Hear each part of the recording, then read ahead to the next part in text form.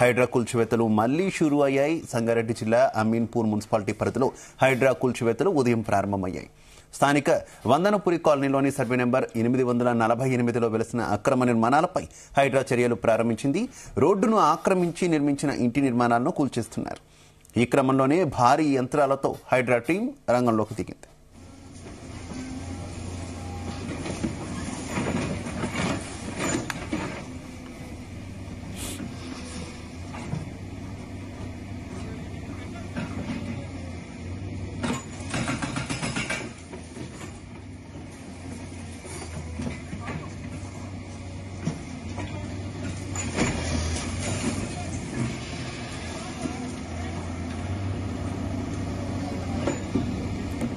హైడ్రా కూల్చివేతలు మళ్లీ షురూ అయ్యాయి. సంగారెడ్డిలో హైడ్రా కూల్చివేతలు చేపట్టింది. రోడ్డును ఆక్రమించినటువంటి ఇళ్లను కూల్చివేస్తోంది హైడ్రా.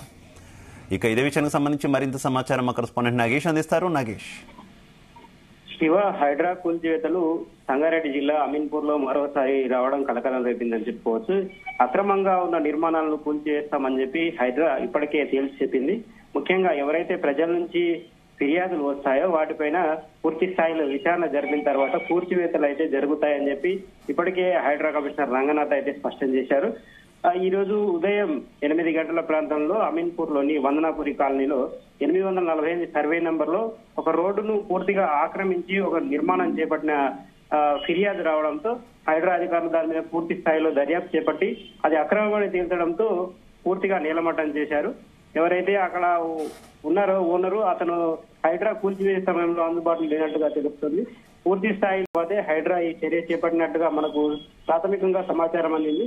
ఎందుకంటే ఇప్పటికే హైడ్రా తీసుకుంటే చర్యలపై ప్రజల నుంచి వ్యతిరేకత రావడం, కోర్టులు పూర్తి స్థాయిలో విచారణ జరిపిన తర్వాతే ఏవైనా కూల్చివేతలు చేయాలని చెప్పి హైకోర్టు కూడా స్పష్టం చేసిన నేపథ్యంలో హైడ్రా తీసుకునే చర్యలు ఏవైతే ఉంటాయో అవి పూర్తి స్థాయి ఎంక్వైరీ చేసిన తర్వాత అటు రెవెన్యూ కావచ్చు, ఇటు ఇరిగేషన్ కావచ్చు, రోడ్డు రవాణా కావచ్చు, ఈ 3 డిపార్ట్మెంట్లతో కోఆర్డినేషన్ చేసుకుంటూనే ఎవరైతే అక్రమంగా నిర్మాణాలు చేపడతారో వారి నిర్మాణాలను కూల్చివేయాలని చెప్పి హైడ్రా నిర్ణయం తీసుకోవడం జరిగింది. ఈ నేపథ్యంలో వందనాపురి కాలనీలో 848 సర్వే నెంబర్ లో ఈ చర్య అయితే తీసుకుందని చెప్పుకోవచ్చు. అక్కడ ఉన్న అధికారులను అడిగినప్పుడు కూడా వారు అదే చెప్తున్నారు.